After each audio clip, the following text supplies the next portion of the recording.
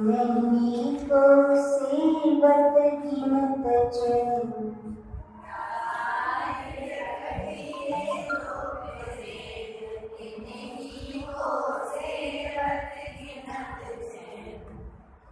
ठीक।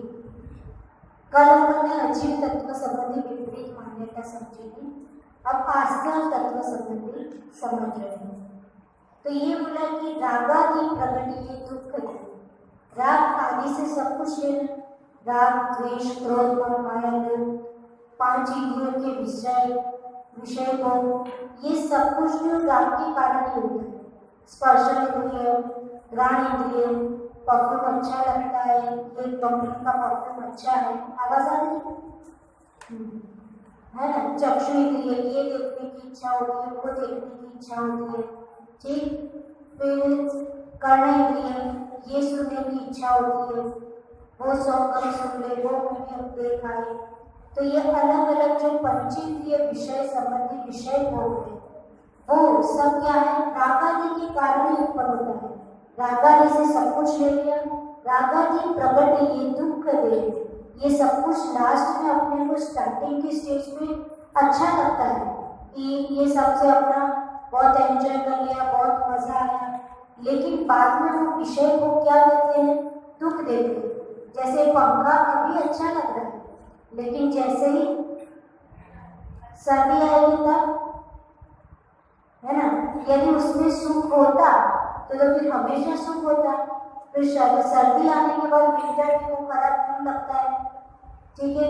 विंटर में जो हीटर अच्छा लगता है वो समर आने पर खराब लगता है, ठीक। तो ये जिन जिन चीजों में अपन ने सुख माना वो सारा का टेम्पररी सुख है, वो हकीकत में सुख नहीं है। अपने अजीब तत्वों में क्या मान लिया है, सबने सुख मान लिया है कि इनमें हमको बहुत एंजॉय होता है, इसमें हमको मजा आती है, ये बहुत अच्छा लगता है, वो अच्छा नहीं लगता है, वो व्यक्ति बहुत अच्छे है, वो व्यक्ति बिल्कुल अच्छे नहीं है, उनका मुंह तक देखना नहीं चाहते। क्या बोलते थे, उनका नाम मतलब मेरे साथ, उनका मुंह तक हम देखना नहीं चाहते। वो आते हैं, उनको देख के ही क्या मेरा मूड खराब हो जाता है। पता नहीं सुबह सुबह में हम जा रहे थे और सबसे पहले यही मिल गए, अब मेरा पूरा दिन क्या जाएगा, खराब जाएगा। तो ये सब क्या है, हमने अजीब तत्व संबंधी विपरीत मान्यता बना ली। ये राग और द्वेष के कारण ही हमने हर एक के लिए क्या कुछ न कुछ सोच के रखा है। अच्छा, हम सुबह में उठे, सबसे पहले इनका चेहरा देखा तो अब तो मेरा दिन बहुत अच्छा जाएगा। फिर पूरे दिन खराब जाता है तो व्यक्ति क्या बोलता है, बता नहीं, आज उठ के सबसे पहले किसका चेहरा देखा, ठीक है। यानी पूरे दिन में, पूरी लाइफ में अपने पास जो जो होता रहता है उसके लिए अपन किसको राग, जिससे राग है उसके लिए बोलते थे कि इसका ये देखा था, ये मिल गए थे, इनके आने से मेरा मूड अच्छा हो जाता है।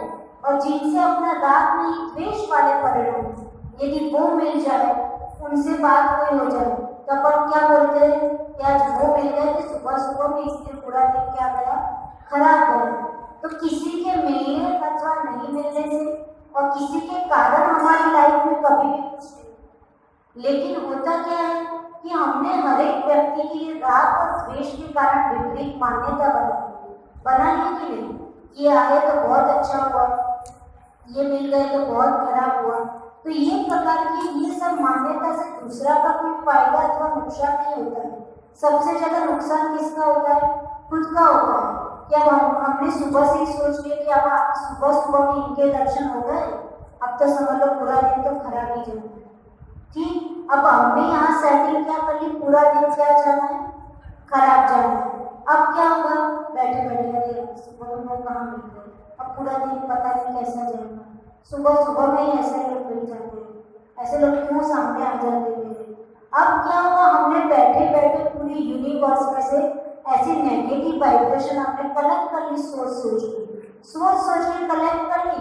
अब कलेक्ट करना यानी आश्रम हमने कैसा किया, नेगेटिव आश्रम किया कि कैसे लोग मिलेंगे, पूरा दिन कैसा जाएगा पता नहीं, कौन लोग मिलेंगे, आज ऑफिस जाएंगे तो बॉस डांटेंगे कि नहीं डांटेंगे, है ना, आज हमको प्रमोशन होने वाला तो हम सुबह में ये व्यक्ति मिल रहे हैं, अब हमको प्रमोशन होगा कि नहीं होगा।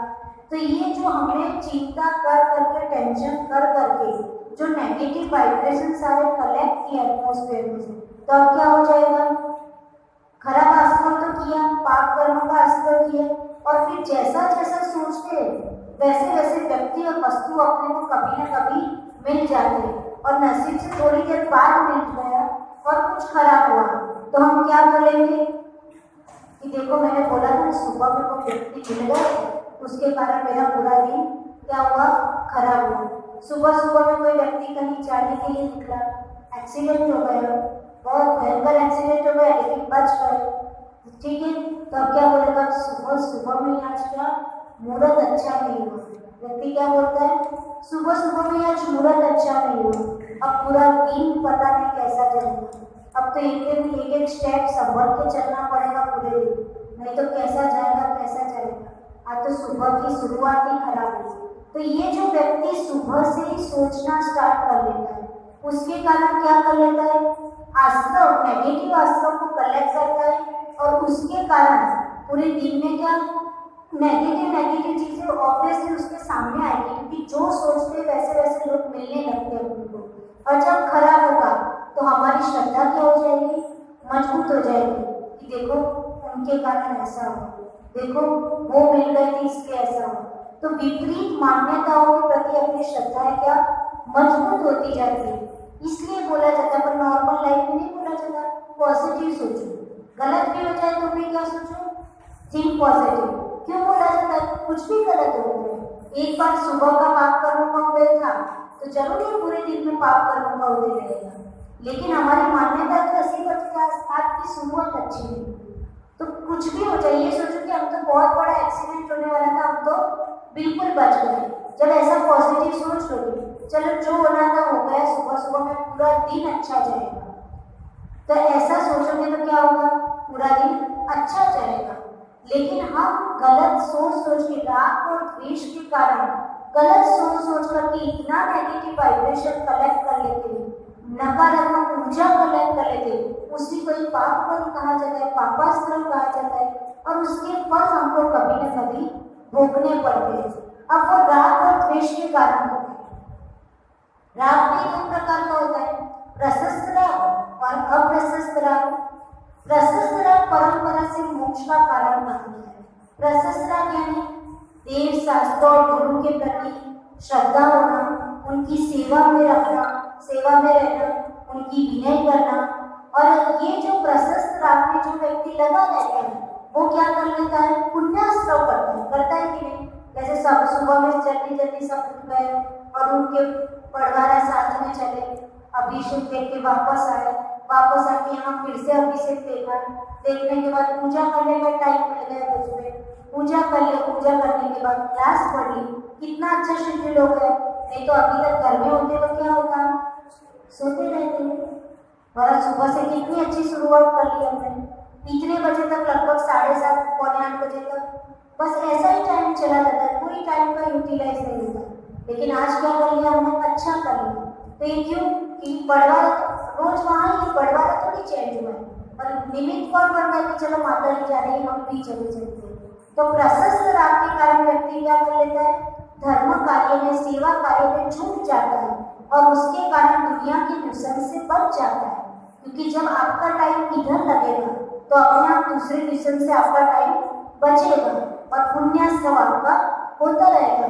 और ऐसे पुण्य करते करते इतना अच्छा पुण्यास्त्र हो जाता है कि व्यक्ति के और प्रशस्त भाव हो जाते हैं कि कहाँ तक हम ये सभी करते रहेंगे। अब हम सेवा के साथ साथ अपनी आत्मा का भी कल्याण करें, और धीरे धीरे वो पुण्य को इकट्ठा करके अच्छा पुण्यास्त्र करके फिर मोक्ष मार्ग में भी निकल जाता है ना। तो ये होता है प्रशस्त राग। इस तरह से प्रशस्त राग क्या होता है, मोक्ष का कारण होता है। और जो अप्रशस्त राग यानी अप्रशस्त राग का मतलब होता है कि हम किसी के द्वेष वसात, किसी संसार, शरीर और भोगों में जो आसक्ति होती है वो सब किस में आएगा, अप्रशस्त राग। समझ में आ रहा है? अप्रशस्त राग में क्या आएगा, जो संसार, शरीर और भोगों में जो आसक्ति रहती है, और उसके कारण जो जो आश्रम हम करते रहते हैं वो अशुभ आश्रम होता है, पापास्त्र होता है, और वो क्या होता है, दुर्गति का कारण होता है ना। अब जैसे हम वैसे तो रात में नहीं खाते, लेकिन बाइक लेके कहीं से निकले, बीच में अच्छा रेस्टोरेंट दिख गया, है ना, तो अब क्या, वैसे तो हम रोज जल्दी खा लेते, फिर रेस्टोरेंट अच्छा है, कहाँ इस साइड बार बार आना होता है दिल्ली में से, चलो रेस्टोरेंट में चले खाते, और व्यक्ति क्या कर लेता है, रात्रि भोजन कर लेता है। तो ये क्या हो गया, अप्रशस्त राग, है ना, राग के कारण ही तो गए, ब्यूटीफुल रेस्टोरेंट था, अच्छा रेस्टोरेंट था, तो अपन चला, अच्छा उसका डिजाइनिंग, कंस्ट्रक्शन, आर्किटेक्ट बहुत अच्छा था, तो अच्छा लगा और बाहर की देख के ही हम अंदर चले गए।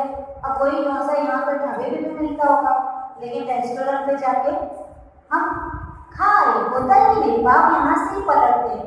लोग बोलते क्या संयम की क्या जरूरत है, देखना व्यक्ति कुछ भी, यदि मम्मी 6 बजे खाने देती होगी तो बोले इतने जल्दी भूख नहीं लगती, है ना, मना कर देती। और कहीं कोई फ्रेंड ने बोला चलो वो अच्छा है, अच्छा वहाँ पानी पकौड़ी खा के आते हैं, पानी पूरी खा के आते हैं, फिर 6 बजे भी तुरंत ही मन हो जाएगा, है ना, चलो वहाँ अच्छे समोसे मिलते हैं वहीं खा के आ जाएंगे, तो तुरंत ही 6 बजे क्या लग जाएगी, भूख लग जाएगी। यानी ऐसे निमित्त पाकर के हम अपना क्या कर लेते हैं, राग कर लेते हैं, पर कौन सा राग, अप्रशस्त राग, तुरंत ही अपने भाव क्या होने लगते हैं, चेंज हो लगते हैं। जिनके नियम व्रत संयम है उनकी बात अलग है, बाकी सब लोगों की दशा तो क्या है, खराब है ना। घर से निकले तब मम्मी ने बोला था कि भोजन करके जाओ, अरे 6 बजे कोई टाइम होता है, और रास्ते में कुछ दिख गया तो अपने भाव क्या हो जाते, चेंज हो जाते हैं, बढ़िया नाश्ता करके आते हो, मम्मी घर आके बोले अरे चलो जल्दी करो वो किचन बंद कर ले, अभी भूख थोड़ी, अभी तो 10 बजे, क्योंकि बीच में क्या हो गया, पेट भर गया। तो ये अप्रशस्त राग के कारण व्यक्ति क्या क्या नहीं कर लेता है। आइए तो अपने खाने की, भोजन की, आहार संबंधी अपन ने सोचा, ऐसे कितने सारे अप्रशस्त राग होते हैं, है ना। भाई मेरे भाई की शादी है, मैं आलू प्याज का काम क्या कैसे करूँ, शादी में आलू प्याज तो खाना ही पड़ेगा। जैसे कभी किसी को बोले आहार के समय, माता जी 1 महीना नहीं, इस महीने में मेरे भाई की शादी आ रही है, अब क्या होगा, नेक्स्ट मंथ में करूँगा, इस मंथ में नहीं करूँगा। क्या तुम आलू प्याज नहीं खाओगे तो तुम्हारी शादी नहीं करूँगा, है, तुम आलू प्याज नहीं खाओगे तो क्या भाई शादी नहीं करेगा, अरे तुम नहीं जाओगे तो भी वो तो शादी करने वाला है ना, उसकी चिंता मत करो। लेकिन अपने को क्या होता है, अच्छा वहाँ इतने आइटम्स बनेंगे, हमको खाना होगा, है ना, लोग क्या कहेंगे हम नहीं खाएंगे, तो ये अप्रशस्त राग के कारण व्यक्ति, मेरी बर्थडे आ रही है इस मंथ, क्या बोलता है, हम लोगों को ये सब एक्सपीरियंस होते रहते हैं, मेरी बर्थडे है माता जी, एक दिन की छूट दे दीजिए, बस 1 महीने में 1 दिन की छूट दे दीजिए, उस दिन फ्रेंड्स को पार्टी देंगे, तब आलू तो होंगी। तो इतना अपने को ध्यान रखना चाहिए, अपन जैन ना हम अभक्ष खाते और ना किसी को खिलाते। पार्टी हुई तो क्या हुई, पार्टी है तो पूरा जैन डिश बनेगी, अब तुमको खाना हो तो खाओ, और आपको क्या पता, उनको पता भी नहीं चलेगा ये जैन डिश, यदि बनाने की अच्छी टेक्निक है आप लोगों के पास तो जैन समोसा खिला दोगे तो भी वो चाट के खा लेंगे, पता भी नहीं चलेगा कि इसमें आलू जाके केले थे, है ना। पर जैनों को ही वो बड़ी शर्म होती है अंदर से कि हम कैसे बोलेंगे, कैसे जैन फूड रखेंगे, तो ऐसा नहीं होता। हम जैन हैं तो हम दूसरे को ऐसा अभक्ष कैसे खिला सकते हैं, हम खुद भी नहीं खा सकते और दूसरों को भी नहीं खिला सकते। हमको तो आश्चर्य होता है एमपी में कभी कि एमपी में कई लोगों की शादी होती है तो वहाँ पे आलू भी होते गुजरात में कहीं नहीं मिले, शादी में जैन की शादी में आलू, तो बड़ी आश्चर्य की बात है। आप जैन का वहां गलती से भले कितना भी नास्तिक व्यक्ति होगा उसको कोई मतलब नहीं होगा धर्म से, लेकिन शादी है और वहां पे डिनर अथवा बुफे अथवा कोई भी फंक्शन है, रिसेप्शन, वहां आलू की आइटम नहीं बनेगी। भले जिंदगी में मंदिर नहीं आता होगा, रोज वो आलू के बीच में ही रहता होगा, लेकिन सार्वजनिक प्लेस पर आलू नहीं आ सकता। यहाँ रात में शादियां होती है, तो कई जगह एमपी में होती है, काफी जगह होती है। हम लोगों के वहाँ रात में नहीं हो शादी। यानी कहते हैं ना गुजरात में धर्म कम है, यानी जितना यहाँ के आगे रहते मिलेंगे वहाँ मुश्किल है, लेकिन ये सब विवेक विचार बहुत अच्छा है। वहाँ रात में किसी की शादी किसी की भी नहीं हो सकती जैन में। और जैसे रिसेप्शन भी होता है तो 5 बजे स्टार्ट हो जाता है, लगभग 9 बजे तक। लेकिन जो चौबिया यानी जो रात्रि पूजन नहीं करते उन लोगों के लिए आराम से खुल जाता है। रात भर शादी चल रही है, ऐसा माहौल अदर कास्ट में होता है। उनमें भी अदर कास्ट में भी वहाँ पे अच्छा है, लोग मोस्टली दिन में ही शादी होती है, शाम के टाइम रिसेप्शन होता है। तो अपने को ये सब बातें ध्यान में रखनी चाहिए कि हम क्या करते हैं। हम दूसरे की बर्थडे अथवा पार्टी में जाए तो भी हम आलू प्याज ना खाएं, तो भी हम एग्स वाले केक ना खाएं। हम जैन है ना, हम कैसे खा सकते हैं? आप चिंता नहीं पकड़ें, उसको सबकी चिंता नहीं होगी, आपकी चिंता होगी। ये जैन है, वो आएगी तो वो खाएगी नहीं आलू प्याज वाले, तो आपके लिए क्या होगा? स्पेशल अरेंजमेंट, यानी सबका कॉन्सेंट्रेशन किस पे होगा कि रात में भी नहीं खाएगी और आलू प्याज और एग्स वाले केक भी नहीं खाएगी। तो आपके लिए व्यवस्था तो करेंगे, जब बुलाए तो व्यवस्था करेंगे, और नहीं करेंगे तो अपन नहीं खाएंगे। तो सबसे ज्यादा चिंता क्या है? आप चीफ गेस्ट ही समझ जाओगे उनके लिए, क्योंकि बाकी के लिए तो ऑर्डर दे दिया, आ गया है ना मार्केट से, लेकिन आपके लिए कहाँ बनेगा? घर पे बनेगा, स्पेशल अच्छा बनेगा। तो अपन ये मत सोचो लोग क्या कहेंगे, लोग को जो कहना हो कहेंगे, लेकिन हम पंचेंद्रियों की विषय वासनाओं में भोगों में आकर के अपने जैन धर्म के सिद्धांत को ना छोड़ें। आज इतना तो डिसाइड कर लो कि जिन जिनकी अब शादी होगी या माता जी बन जाओ तो अच्छी बात है, लेकिन हम यदि शादी भी करें तो हमारी शादी में आलू प्याज ये सब नहीं है। अरे क्या हुआ?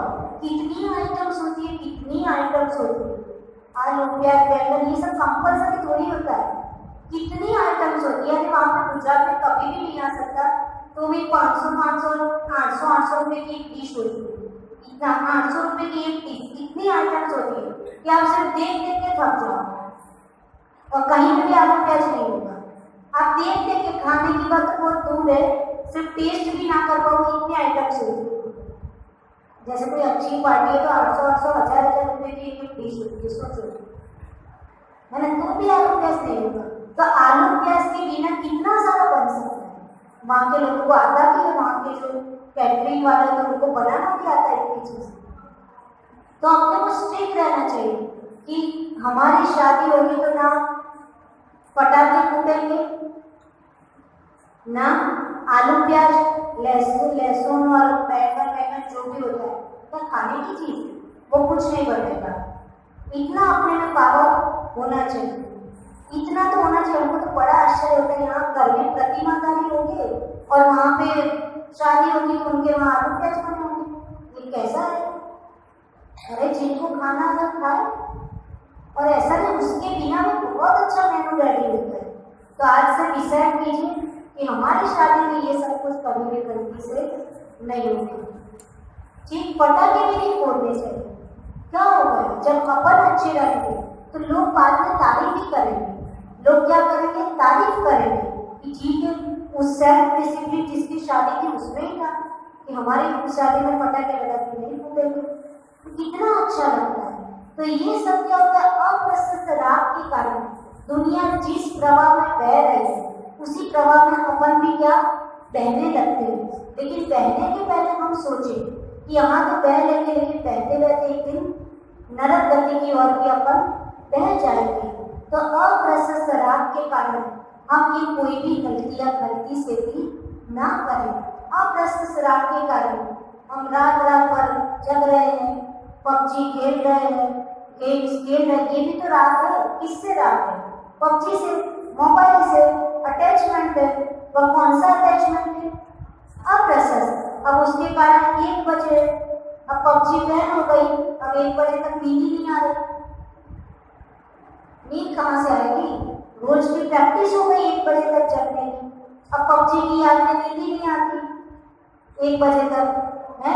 सुबह में जल्दी कैसे उठा जाए? सुबह में जल्दी उठ करके क्लास में कैसे आया जाए, अभिषेक और पूजन हो तो कैसे हो, क्योंकि हमने कहीं ना कहीं अप्रशस्त राग में हमने क्या कर लिया है, अपना मन, टाइम, एनर्जी सब कुछ लगा के रखा है। इसलिए शेड्यूल क्या हो जाता है, हमारा खराब हो जाता है। ऐसी बात नहीं है कि टाइम नहीं, टाइम तो देखा जाए तो किसी के पास भी नहीं और देखा जाए तो सबके पास टाइम है ना, लेकिन टाइम जिसको जिस चीज की प्रायोरिटी होती है, जिस चीज की वैल्यू होती है, उसके लिए व्यक्ति टाइम निकलता है। और जहाँ वैल्यू नहीं है वहाँ टाइम होते हुए भी घर में क्या सो रहे हैं, टाइम तो है, सोने का टाइम तो था नहीं, फिर भी सोए जा रहे हैं, तो ये क्या हो गया, अप्रशस्त राग। सोचिए कि आपका शेड्यूल बराबर नहीं है, उसका मतलब कहीं ना कहीं आपका गलत अप्रशस्त राग द्वेष में लगे हुए हैं। तो इसीलिए आचार्य महाराज कह रहे हैं कि अप्रशस्त राग होने के कारण हम ऐसे भोजन कर लेते हैं, ऐसे काम कर लेते हैं, ऐसी जगह अपना टाइम निकाल देते हैं कि जिससे हमारे पास अच्छे कार्य करने के लिए टाइम नहीं बचता है ना। हम रीवा में एक चीज रोज करा देते साथ रीवा में हमने सबको यस बोलना सीखा है। हमने माइक से एक शब्द बोला तो आंसर यस ही आया, यानी इतना पॉजिटिव कर लिया था वहाँ पे। हम रोज 10-15 चीजें नहीं भूलवाते थे और उसका आंसर आपको यस बोलना। अब जैसे हम बोले स्वाध्याय करेंगे तो आधे लोग तो ऐसे होंगे जो स्वाध्याय नहीं करते होंगे, आधे ज्यादा लोग नहीं करते होंगे, तो भी बोलेंगे क्या यस। और जब 10 दिन कोई चीज में यस बोल देंगे तो 11वें दिन उनका मन क्या हो जाएगा, सबको स्वाध्याय करना है। 2 महीने एक ही काम किया, रोज हम अच्छी चीजों के लिए, जो हमको कोई भी नेगेटिविटी दिखी, हम कल से टाइम से आएंगे, कल से 7:30 बजे टच हो जाएंगे। ये दिन माता जी बोल रही है, माता जी गांधी जी के 3 पत्थर है, टाइम से आ जाते हैं यानी एकदम बिल्कुल बंदर, यानी वैसे भी गांधी जी के 3 मंदिर तो अच्छे थे है ना, एकदम कोई आए कि ना ये दिन एकदम पंक्चुअल है कि आ जाता है, और जो अपना सावरिया है वो कभी नहीं होता है तो इसलिए ऐसा होना चाहिए। वहाँ पे इतना अच्छा पॉजिटिविटी का एटमॉस्फेयर, कोई गलती से नाम नहीं बोलता था, और बोलता भी तो धीरे धीरे इतनी प्रैक्टिस हो गई थी कि सोचता तक नहीं था, यानी माता जी ने जो बोला उसमें यस कर दिया बस।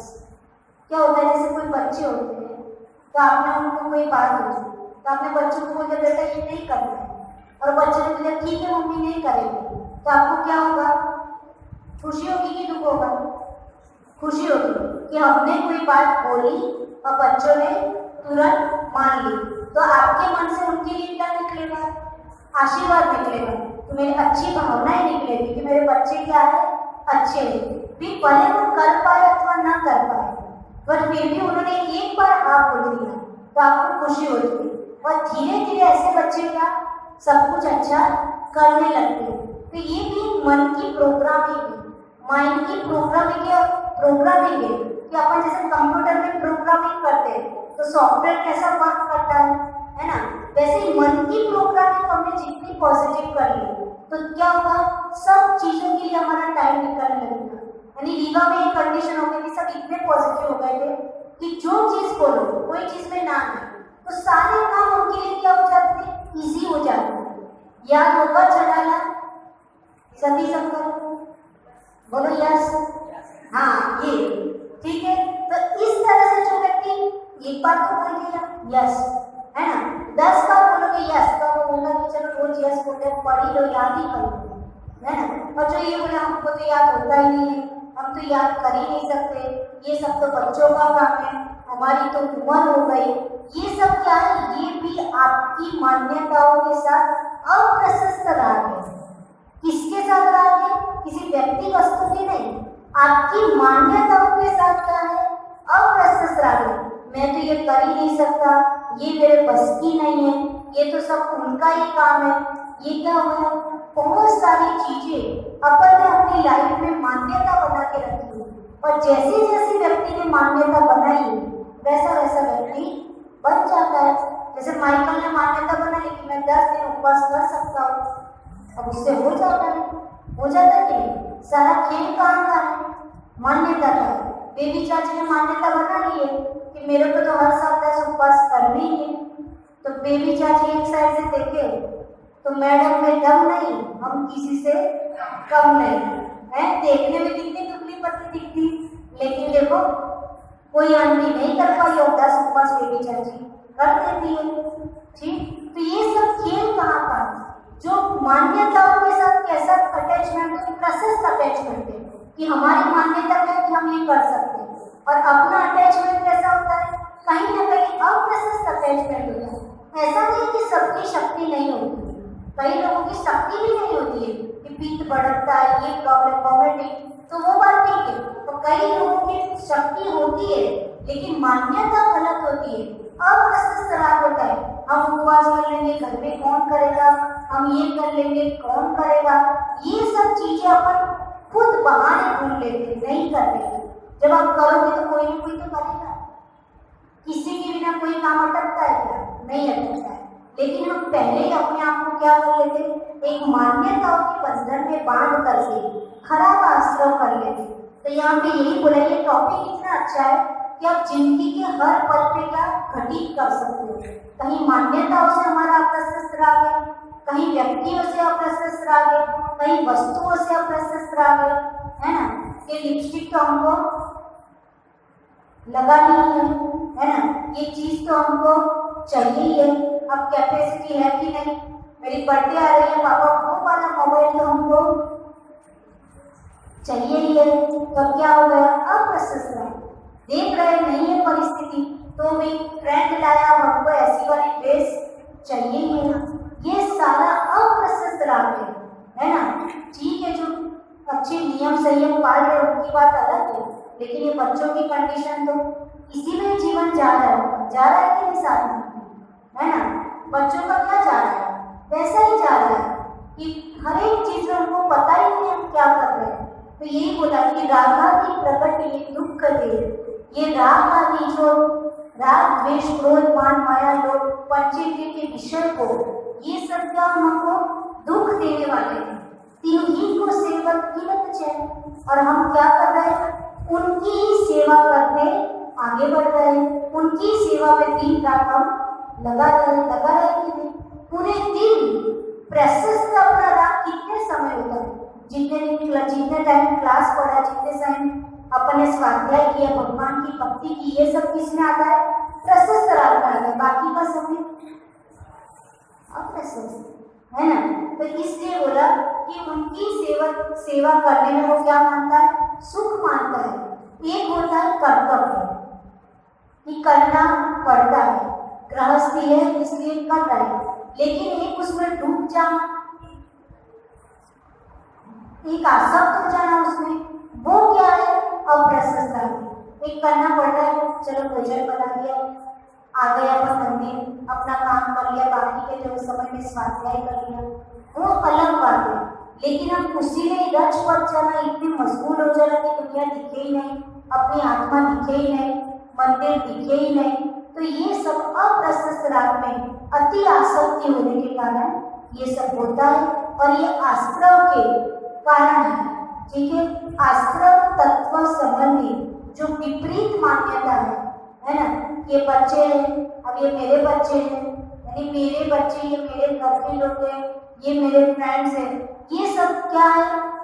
अप्रशस्त राग कर लेते हैं उनको, उनसे जितना जरूरी नहीं होता है उससे कई ज्यादा अटैचमेंट अथवा अवेर्जन, द्वेष कर लेते हैं। कई लोगों से अपना द्वेष होता है कि नहीं? तो अटैचमेंट और अवेर्जन दोनों ही क्या है? खतरनाक, और इसी के कारण आश्रव होता है। अपन एक और थोड़ा देख लेते हैं,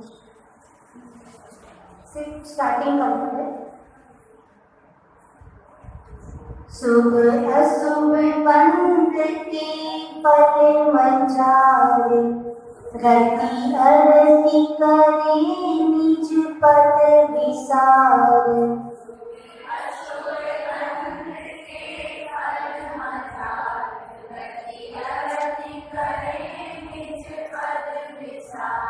आत्म ही दुविधा के ज्ञान लगे आपको कष्ट दान।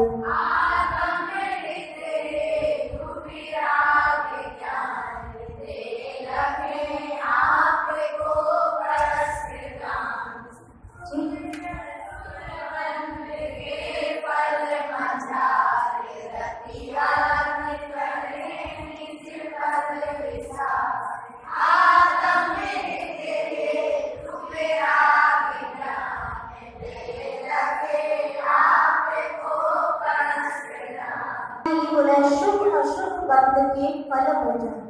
अस्त्र का आगे बताए, अस्त्रों से शुभ अस्त्रों भी कर लिया, अशुभ अस्त्रों भी कर लिया। अब यहाँ किसकी बात आई है? बंध की बात आई।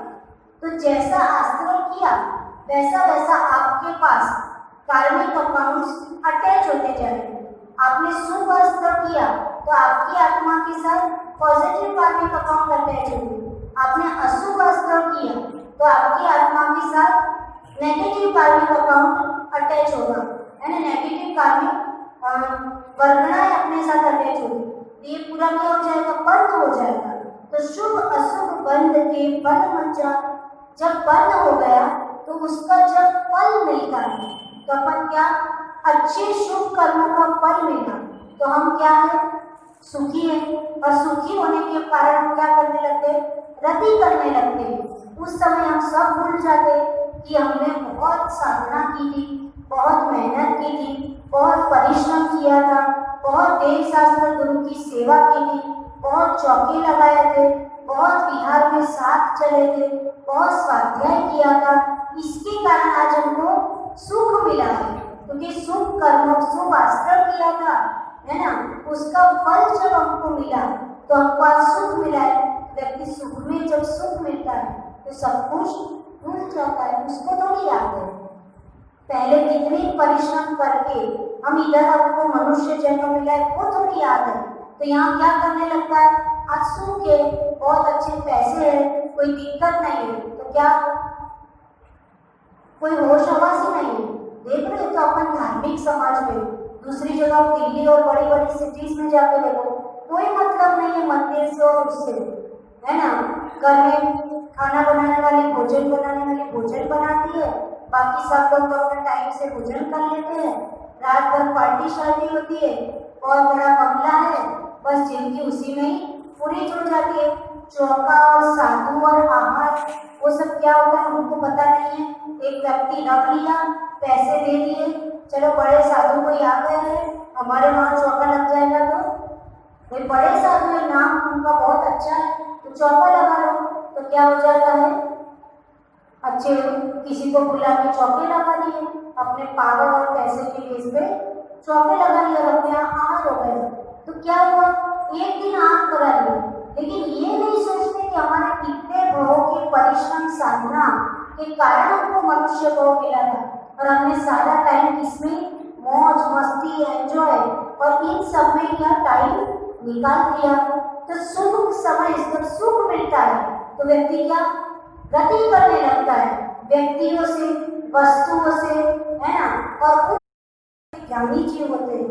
तो शुभ कर्मों के उदय में शुभ कर्म का जब फल मिलता है तो उस समय क्या करते हैं कि चलो हमको अच्छा समय मिल गया, सब अनुकूल परिस्थितियाँ है, हम क्या कर ले? स्वाध्याय कर ले, थोड़ा टाइम मिल गया हम जाप कर ले, मंदिर जाए, माता जी आए तो क्लास पढ़ ले। तो दो टाइप के लोग होते हैं कि जिनको सुख मिलने पर बिल्कुल गाफिल हो जाते हैं, उनको पता ही नहीं कि धर्म जैसा क्या करना है। ये सब तो आफ्टर 50 आफ्टर 60, है ना? क्या सोचते व्यक्ति आफ्टर 60 के बाद ये सब किया जाता है। अभी मेरी एज थोड़ी है, मेरी एज तो अभी क्या करने की है? पढ़ना लिखना और एंजॉय करने के, लाइफ में कैरियर बनाने के, उसके अलावा अभी हमको कुछ भी नहीं करना है। तो ये लोग जो होते हैं वो कबूतर जैसे मानते हैं। कबूतर होते हैं, कबूतर होते हैं, वो क्या करते हैं कि वो इनको कैसे भी पिंजरे में रखते हैं, एकदम गंदी जगह पे, है ना? पिंजरे में एकदम धूल मिट्टी, उनको जो दाना पानी वहाँ दिया जाता है वो भी सफाई हुई कि नहीं, कितना भी उस पिंजरे में उनको पैक कर दो तो भी वहाँ क्या रहेंगे? मस्त रहेंगे। थोड़ी देर के लिए पिंजरे का दरवाजा खुलेगा तो वो उड़ जाएंगे और बहुत अच्छी उड़ान भर भर के सब पूरे आकाश में, खुले आकाश में घूम कर आएंगे और फिर वापस कहाँ आ जाएंगे, वही गंदे पिंजरे में आके बैठ जाएंगे। मालिक के वफादार होते हैं कबूतर, कि कितने भी वो उड़ जाए लेकिन शाम तक या पिंजरे में वापस आ जाएंगे। और तोता कैसा होता है, उसको सोने के पिंजरे में रख दो, है ना, और उसने चांदी की कटोरी में उसको खीर खिला दो, फिर भी तोते का मन क्या आकुलित होता है कि कब ये पिंजरा खोले मालिक और मेरे को एक बार यहाँ से निकलने को मिल जाए, और एक बार मैं यहाँ से उड़ गया तो गलती से ये आंगन में फिर से वापस नहीं आऊंगा। तो ऐसे कौन होते हैं, सम्यक दृष्टि जीव जो तोते जैसे होते हैं, वो ये संसार रूपी पिंजरे में क्या है कैद है।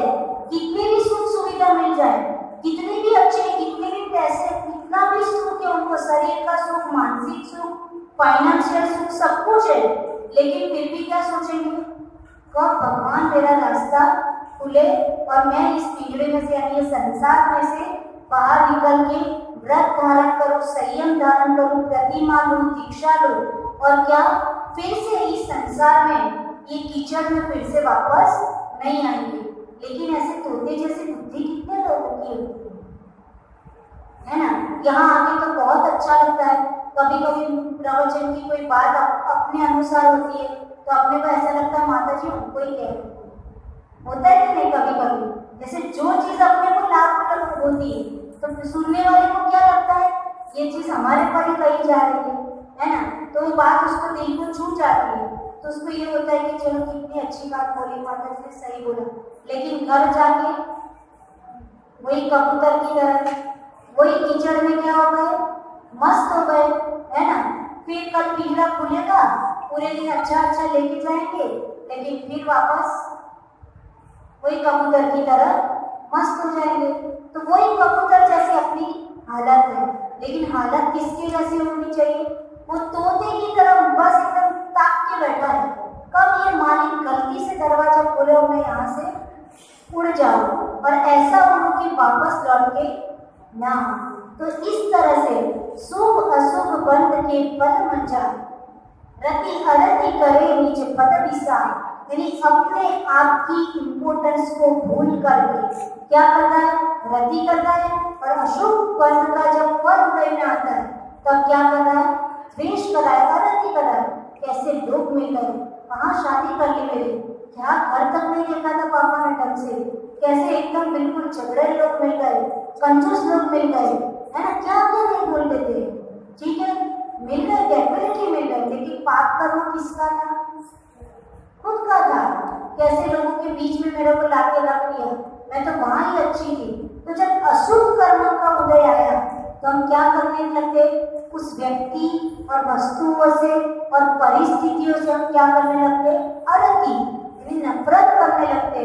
बताओ कैसे टीचर एकदम खट्टूस सर, क्या बोलते स्कूल में, कॉलेज में, एकदम खट्टूस सर, जब देखो तो मिलने तक नहीं देते, है ना। क्या बोलते हो आप लोग खट्टूस बोलते, गुजरात में खट्टूस बोलते, कभी कभी लैंग्वेज आ जाती है। तो इस तरह से अपन छोटी छोटी बातों में भी क्या सोचने लगते हैं।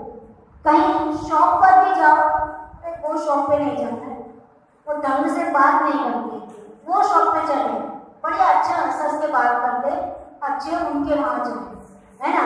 इतने भी अपने को क्या हो जाता है, रति अरति हो जाती। उनका नेचर, वो शॉपकीपर का नेचर बहुत अच्छा है, उनके पास अपन चलते, भले वहां कैसी भी चीज मिलती, लेकिन वहां पे अपन चल जाते, उनके वहां जाना बेकार है, बिल्कुल एकदम इस तरह से बिहेव करते कि जाना ही बेकार है। तो छोटी छोटी बाबतों में शुभ अशुभ कर्म के फल अपने ही होते हैं, लेकिन हम दूसरे को अच्छा और बुरा, रति और अरति करके क्या कर लेते, फिर से आगे के लिए हम शुभ और अशुभ का फिर से आस्था और बंद करके संसार में भटकते रहते। कल और आगे देखेंगे। ये हो गया बंध के लिए क्या विपरीत मान्यता है, जब शुभ और अशुभ का बंध का फल मिलता है तो हम रति और अरति कर करके फिर से हम आगे के लिए भी वैसा ही वैसा कर लेता है। तो परिश्रम यही चीज है कि शुभ का फल हो अथवा अशुभ का फल मिले, हम सभी के बीच में क्या रखें, बैलेंस बनाए। शुभ का फल है तो ज्यादा उछलना नहीं है, अशुभ का फल मिल रहा है तो डिप्रेशन में नहीं आए। जो आया है वो जाएगा, अच्छा आया है वो भी चले जाने वाला है, तो क्यों ज्यादा खुश होना। अब बुरा आया है वो भी चले जाने वाला है, फिर दुखी क्यों होना। हमारी कर्म है आके चले गए, अच्छा हुआ। हमारी सजगता में आके चले गए तो हम अपने परिणामों को संभाल पाए। ऐसा सोच करके हम रति और अरति ना करके सबके बीच में बैलेंस बनाने का प्रयत्न करें। इसी पुनीत भावना के साथ जय बोलिए ब्रह्मचार्य विराग साधु जी महाराज।